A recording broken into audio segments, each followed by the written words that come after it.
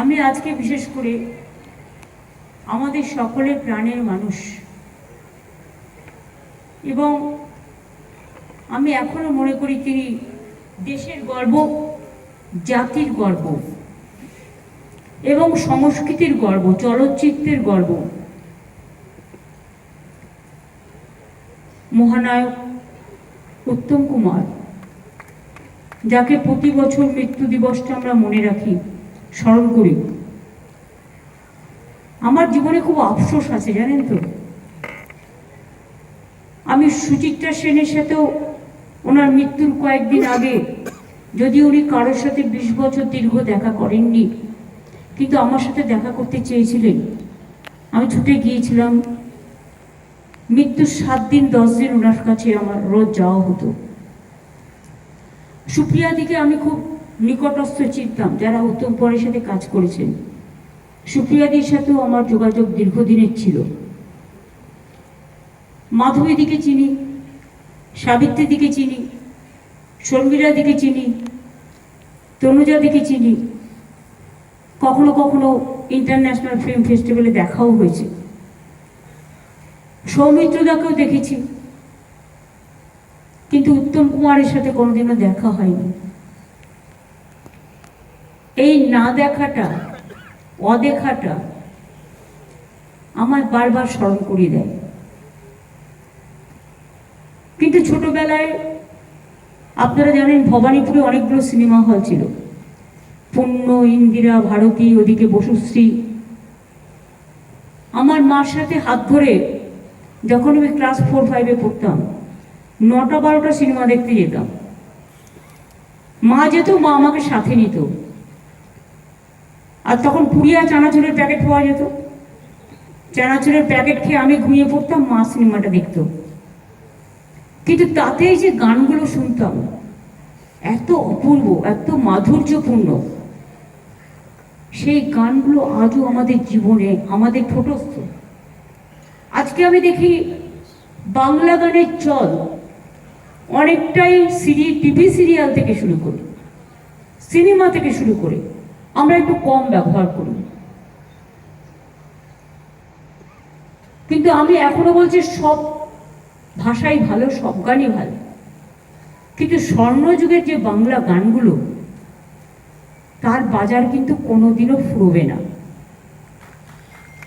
Even Bangla গানের একটা মাধুর্য, সংস্কৃতি, কথা, ভাষা, সুর।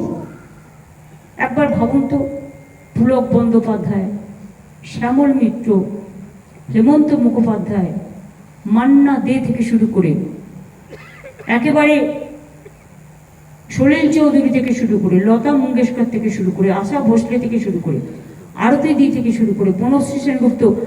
আমি চিফ মিনিস্টার হওয়ার পরে মারা গেছে, আমি চিনতাম খুব ভালো। নির্মলা দি, এরা কত ভালো গান গাইতো। আর আমরা ছোট্টবেলায় অনুরোধের আশা শুনতাম। ফলে মুখস্থ করার একটা টেন্ডেন্সি ছিল।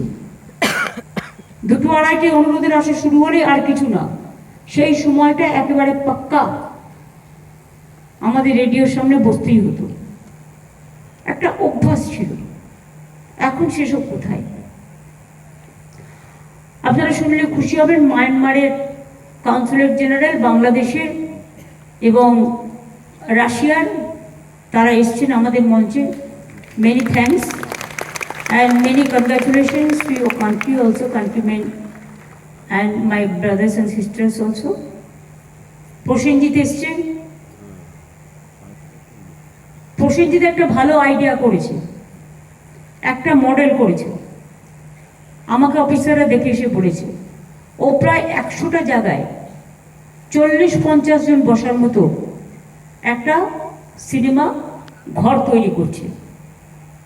এবং সেটা আমরা মডেলটা দেখে খুশি হয়েছি। এবং ওই মডেলে যদি হয়, তাহলে কিন্তু সিনেমাটা আরও ছড়িয়ে পড়বে এবং খুব বুথ লেভেলে, গ্রাসরুট লেভেলে, গ্রামীণ অনেক অত্যন্ত প্রান্তরে মানুষ কিন্তু সিনেমাগুলো দেখতে পাবে, চাহিদাও বাড়বে।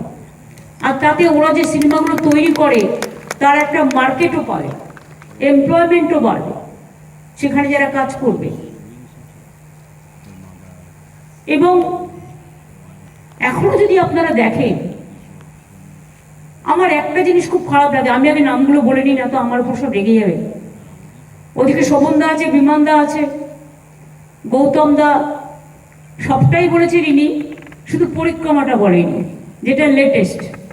গৌতম দার তুলনা গৌতম দাই, নতুন করে আমার কিছু বলার মানে রাখে না। গৌতম দার রূপঙ্কর যে গানটা গেয়েছিল মনের মানুষে, এ তুমি কেমন তুমি, যেটা কবি সুমনের সুরে লেখায়। কবি সুমন দা এখন পারে না, কিন্তু তা সত্ত্বেও এখনো বাংলা খেয়াল গাইছে, আর বাংলা খেয়াল বারবারই পাঠায় আমাকে, এবং আমি বাংলা খেয়ালের প্রোগ্রাম ও সঙ্গীতের প্রোগ্রামের সাথে যুক্ত করে দিয়েছি, যাতে কবিরদার মনের ইচ্ছাটা পূর্ণ হয়।